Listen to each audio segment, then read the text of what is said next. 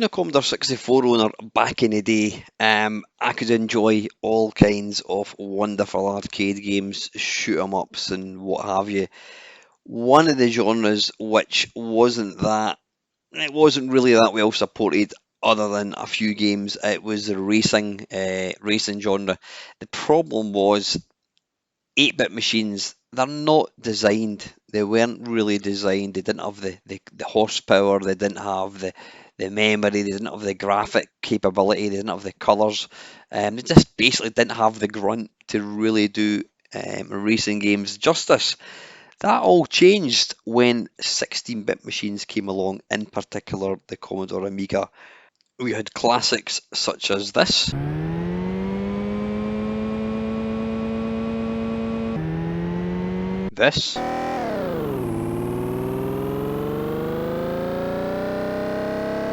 and this.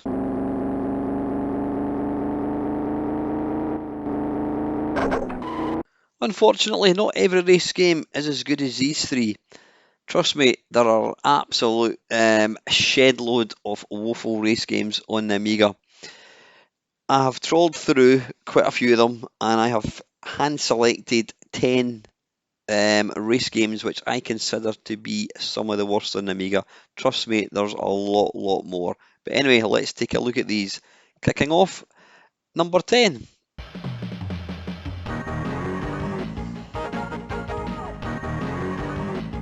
Pa-pa-pa-pa-pum. Da-da-da-da-dum.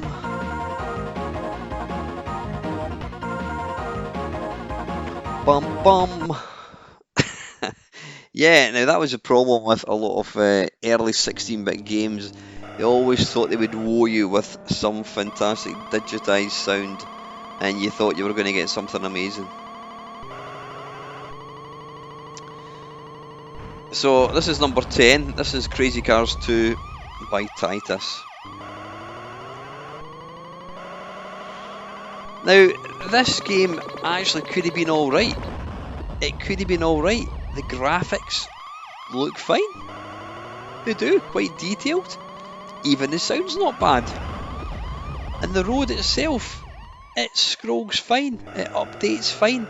The biggest problem you find with a lot of race games is the actual road effect is just abysmal. But this one's not bad.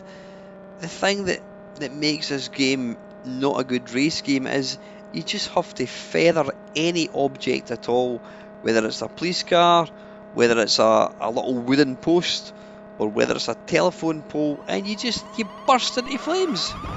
Like that. Why should that happen?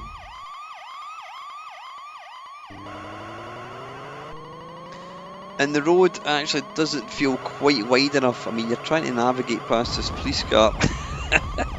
I have to say the handling isn't the greatest either. See, he's deliberately trying to cut you off, which I suppose he's trying to do. But yeah, he just pushes into the road, rams you off the road, and you explode.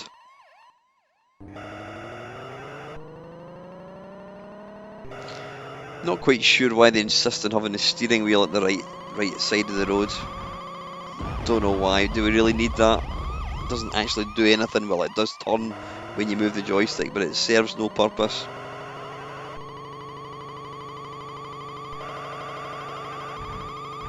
Oh, we've managed it.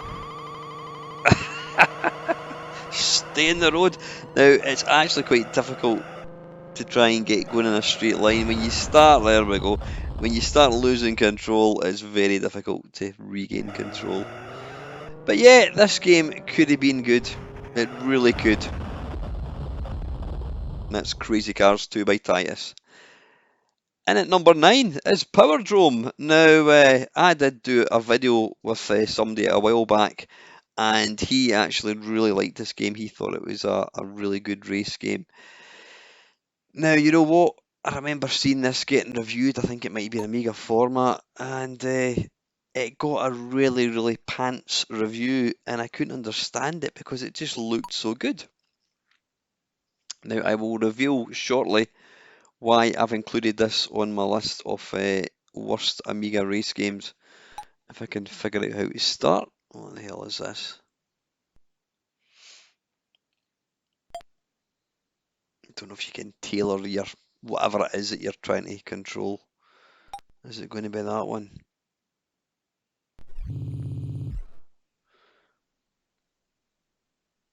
I appear to be in the pit stop. How do I get out with that? Thing about this game, the graphics are really nice. Now, interestingly, you can see there, this is by Electronic Arts. That company will make FIFA and other stuff. Now you're looking at this thinking, what's the problem with this? Look at it. It looks gorgeous. And you know what? You'd be absolutely right. But I will demonstrate very soon why it's on the list. There you go. It's a complete unwieldy control system.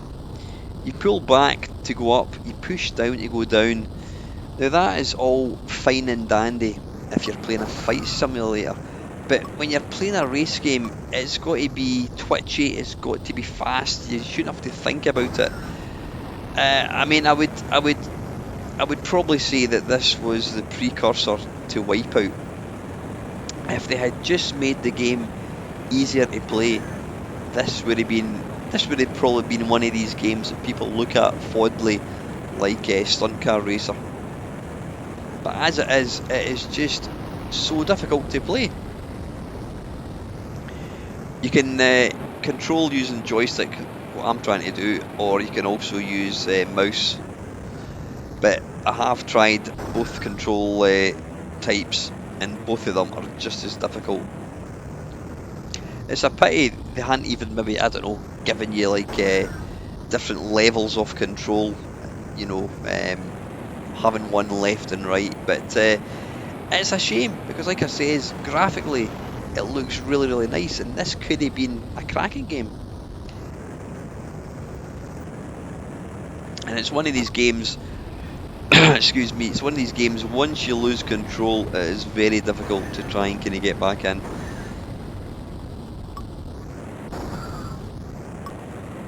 Now, to increase your velocity or speed, whatever you want to call it, you hold down the fire button and press it forwards. But it just makes it very, very difficult because pressing forwards makes you go down. So it's very fiddly. Trust me, give it a go yourself, you'll see exactly what I'm talking about. Possibly it's just me, but I'm sure this did get a review and it wasn't that great. I'm sure they just said that the difficulty of the machine, the difficulty of the controls just made it almost impossible to play. Like I said, I do know somebody that thought this was great. But anyway, each to their own.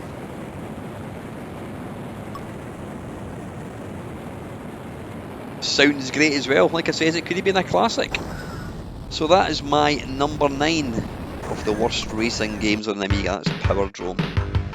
Right, this next one features this rather fine-looking bald fellow with a mega comb over. This is Turbo Cup. Now, I'm assuming this guy must be some French racing driver back in 1988.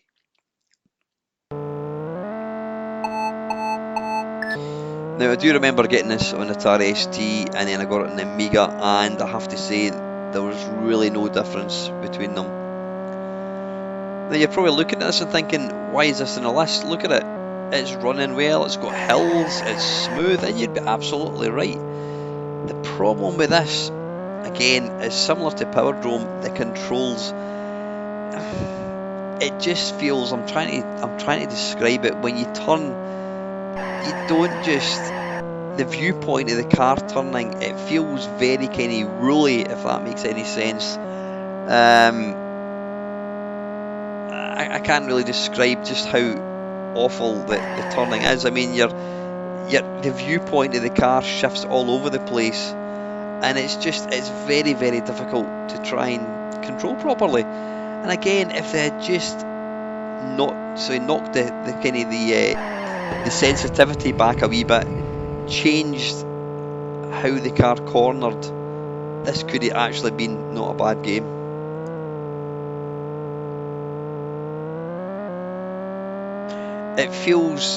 It doesn't feel like you're actually controlling the car. It feels like you're almost like controlling a car using the remote control. It's like it's weird. I'm not doing a very good job of describing how it is, but it really, there's a delay when you turn left. There is a delay in the car going left, but the fact that the car kind of changes angle and it kind of sweeps all over the road, it just makes it damned impossible to play. And I remember playing this back in the day, and I felt exactly the same about it. I was disappointed because it looks really nice.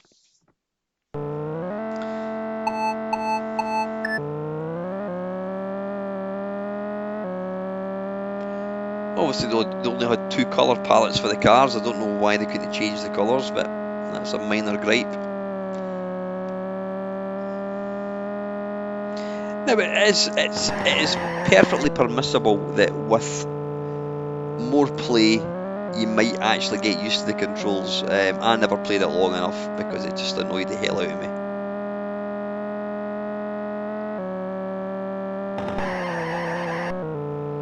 Every time you crash, you just feel, if they had just made it more standard. It's just the way the car kind of goes away from left to right. The way it kind of banks. It's really awkward.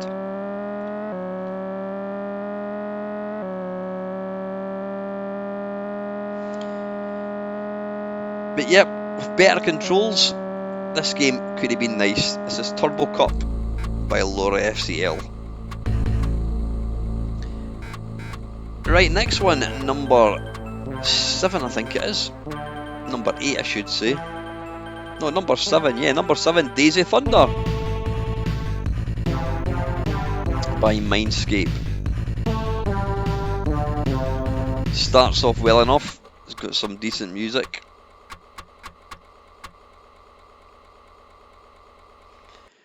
Now this should be super exciting. I mean,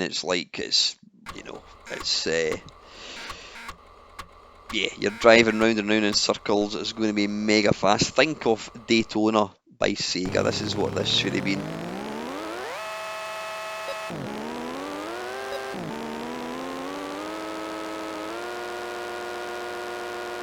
And yeah, this is the reality.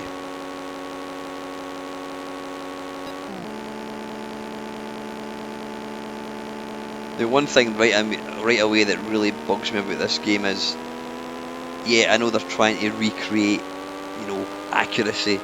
If you're driving one of these cars, you're going to have that kind of frame around the car. But it's a computer game. Do we really need that? It just annoys me. It kind of helps to kind of block your view a wee bit. You'll see there is absolutely no sense of speed whatsoever. And yeah, it's just dull. I mean, the background graphics are shit as well.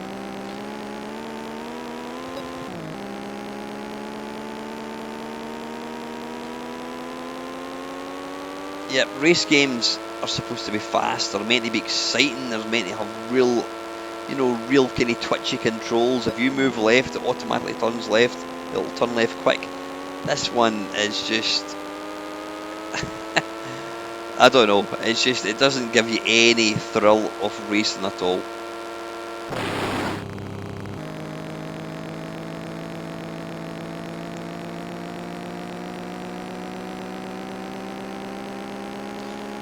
Now this is a practice. I presume when you actually take part in the race there are other cars.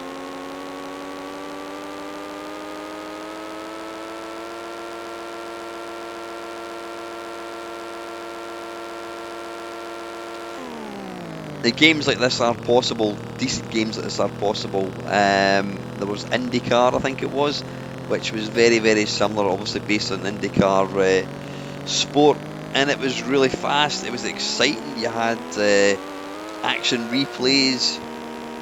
This is just, I mean, I don't know what kind of speed, it's hard to actually tell what speed you're supposed to be doing. I presume you might be driving very fast, but looking at it, I mean, look at the update. It looks like you're driving about 5 miles an hour.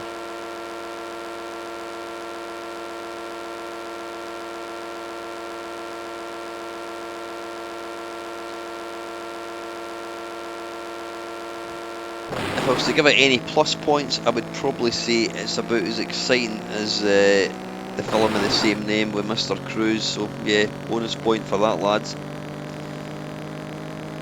That was number 7, that was Daisy Thunder. Sega Computer Software presents Outrun.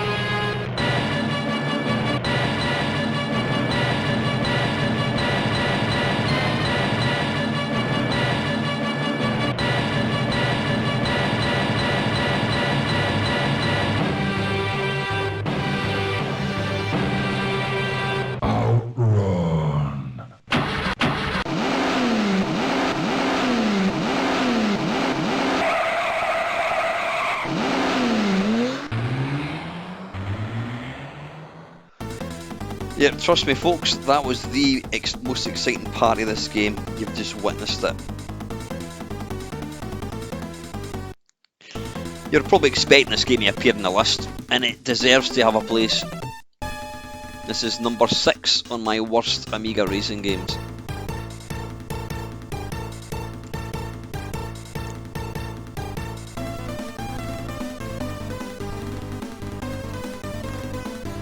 Music's alright.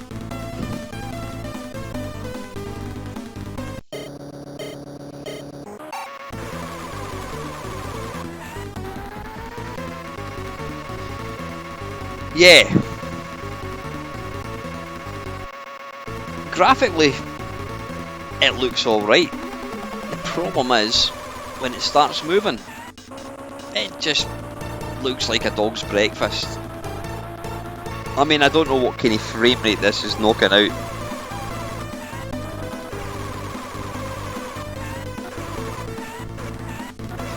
Now, as we've seen earlier on, the Amiga is more than capable of doing decent driving games.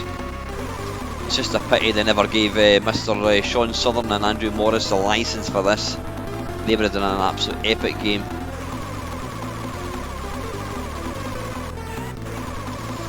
If you look for any positives in this, you could say it's, as I say, the graphics kind of look alright. It's got the speed, but the frame rate is diabolical. If they had just, I don't know, programmed it better possibly.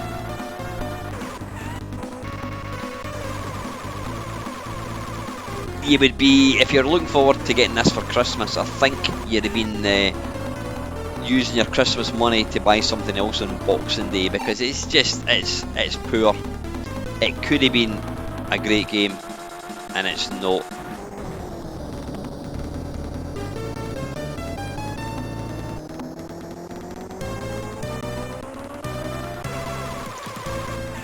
Yep, that's my number 6 worst Amiga racing game. That's Outrun by Sega. Right, number 5, African Raiders -01. I have no idea what the -01 is all about. This was released by Coktel Vision. Now apparently there is actually a race in real life where they drive through the desert.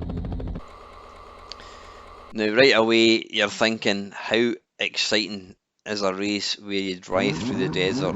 How exciting is that going to equate to a computer game? Well, I'm about to show you.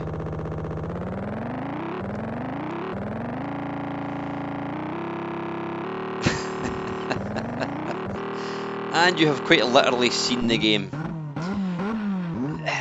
The problem I'm finding with this is, yeah, I mean, it sounds fine, even the actual graphics for the, is it a dune buggy? I don't know what the hell it is. Oh, it's jumping there. Yeah, that's all good. The problem is, where do you go? How do you know if you're going in the right direction? I would imagine the whole point of a game like this, or the whole point of this sport, is to navigate from point A to point B, but that is not going to translate very well to a computer game. There's a complete lack of any opponent's cars that I can see.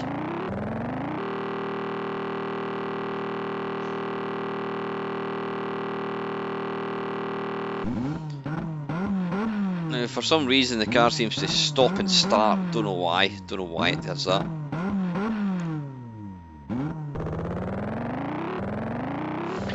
And you've got various data down below. I mean, you've got speed, is that south, and you've got different directions. Position 10, time, I don't know. Maybe if I had the instructions, I might understand it. But the bottom line is, this is not a fun game to play. Look at the graphics. There's nothing happening. You're basically just pushing forwards and trying to drive in a straight line, and that is about it. And you get an exciting crash now and again. I don't know why I crashed there. No idea whatsoever. Now let's see if we can try and stay between these barrels. I'm guessing the barrels show what way you're meant to go.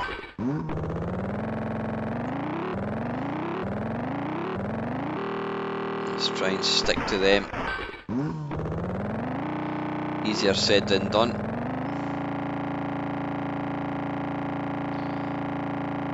Now this is the thing, when you lose the barrels, it's virtually impossible trying to find the damn things again.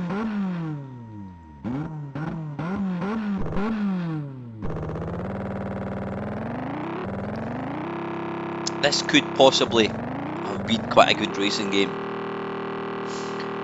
if it actually had opponents that you could see. Where's the excitement driving in a straight line across the desert? Anyway, that's African Raiders. Right, next one. This is the 4th worst racing game on the Amiga. There are other ones out there, by the way. This is Iron Trackers by Microids. Alright, so we need to pick. What do you want? 1 or 2? Let's go to new game. Oh, I've just done that. Number of players. We just want 1, thank you. Do you go to finish? Player 1. Oh, for Christ's sake, I hate these things. What is the point of bloody customizing your character? Hate these things. They're prolific in modern games, and I didn't realise that they were even a thing back then. They annoy the hell out of me. Save game, how do you get out of this? Right, do you click in maybe the start? Nope. No. Ah. Oh, hang on, there we go. Oh, for Christ's sake. Right, I am... I was going to say I'm the top. I'm on the top screen.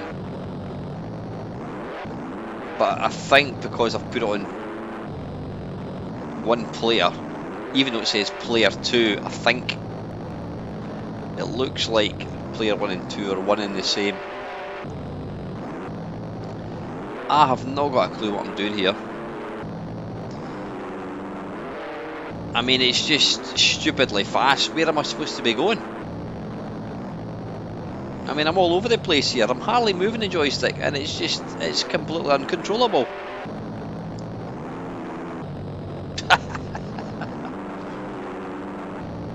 Yeah, I think because game over, really? I have no idea. Right, I think because I've got it set to 1 player, you're basically getting the 1 player screen. Why couldn't they have made it full screen for 1 player? Was that beyond the programming ability of these guys? I don't know. Right, you can't seem to go to that. You just need to go to that one again, I suppose. Now you've got these big, what looks like concrete hands coming out the ground and pushing you, grabbing onto you. What's going on? I mean, the screen's tiny. A racing game, you need to have a decent sized screen to see what you're supposed to be doing. Look at the size of it, it's like a quarter of the screen. I'm utterly lost. Utterly lost. Anyway, that was Iron Trackers. Right, on to 3rd place. You've seen this one before. I've featured this game quite a few times. I did buy this game. I bought it in Edinburgh. I looked at the screenshots on the back, and I thought it looked amazing.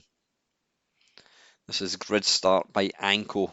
Anco, who were formerly Analog Software. There's a bit of trivia for you. Right, why is all the sound gone? Oh, there we go. Right, so press it forwards and press fire button to change gear. Now, right there is the reason I hate this game. The update, the road scrolling looks great, the cars, the graphics for the cars look fantastic. The problem is it's just damned impossible. Again, you touch, I can only assume these are bales of hay. Now you're in an F1 car and you so much as feather a bale of hay like that and you explode into a bloody fireball.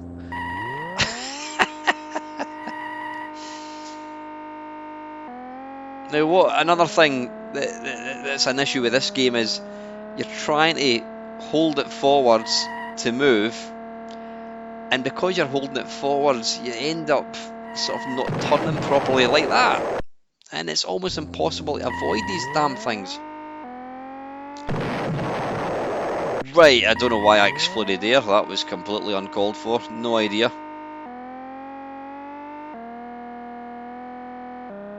It's like all these games I've looked at so far, well, maybe with the exception of a couple, they could have been good.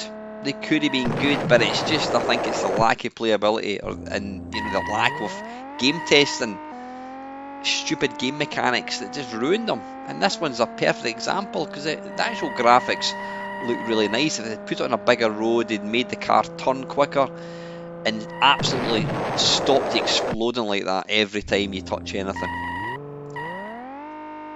Later on, when the cars do eventually catch up with you, if they come in from behind you, they'll hit you from behind. You've got no way of avoiding them, and again, you'll explode in a mighty fireball. So it's just silly. I mean, I must have crashed, what, 15 times? Yeah. It was a budget game. I think it was about $9.99 back in the day, but that doesn't excuse the fact that this is one unholy, unplayable mess. So that is my third place. That is Grid Start, and that's by Anco. And surprise, surprise, Titus featuring this one yet again. It does get half a point for some rock music. Now this was the original Crazy Cars. Now you'll notice there, it's got a picture of, is that a Ferrari, I think it is? Then you get into the game. Now I don't know whether you get Ferraris later on, but you start the game and you'll see what year you go, you've got a Mercedes. Not quite a Ferrari, is it, lads?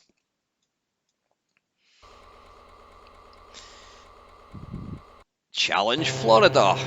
There you go. You're driving the Mercedes along a stripy road, and you appear to have, excuse me, you appear to have what can only be described as radiation at either side of the road. Now, rather bizarrely, when you hit a car, you run into another car, you jump in the air. There's absolutely no when you think of modern race games, you've got, you can power slide and what have you. The handling of this is just terrible. It's like playing a game of Space Invaders. It's just purely left and right. The car doesn't even try to turn around the corner. It's just horrible. Look at it.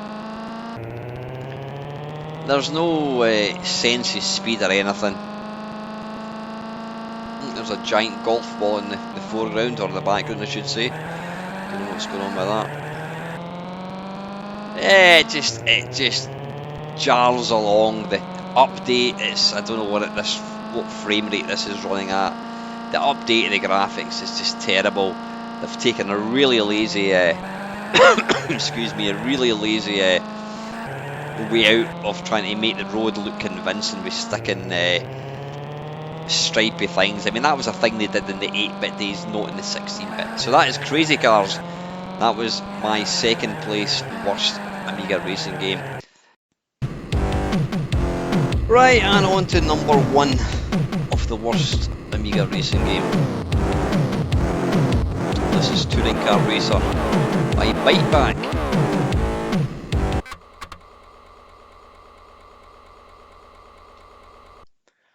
Right, let's select BMW. Oh, hang on, did that say Cavalier? Oh, I think we'll go for one of them. Never seen a Cavalier in a racing game before.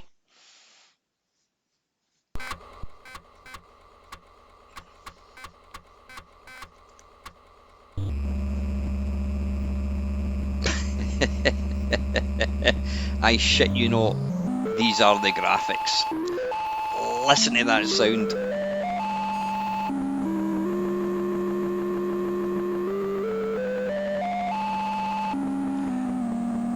I don't even know where to start. I don't know where to start. Let's look for the positives. The scrolling road kind of moves fairly convincingly. And that is it. That is it. Oh, and it's got cars in it as well. Now, the graphics of this game, they actually remind me of, if you imagine some primary school project where the subject was cars, and they asked kids to make cars out of cardboard. That's exactly what they would look like. Now, apparently this game is sponsored by Securicor and Listerine.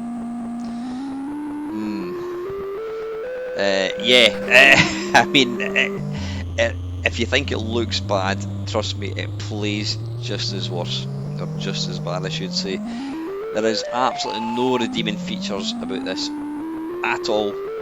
Background graphics, I mean, it looks like they've drawn a single tree, and they've just used the duplicate function of Deluxe Paint to kind of replicate it. I mean, look how jerky it is. That is awful. My favourite bit of this has got to be the sound though. Wait till you drop down to lower gears. It'll just perforate your eardrum.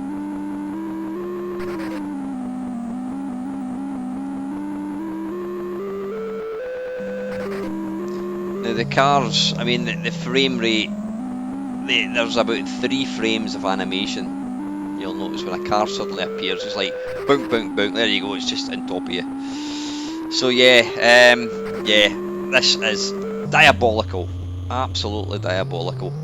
So anyway, listen, there are plenty other honourable mentions. I mean, I could have included Power Drift. I could have included Hard Driving. I could have included Test Drive. There's tons and tons of woeful Amiga games, woeful Amiga driving games, but I think these 10 deserve a place. So as always guys, thank you so much for watching.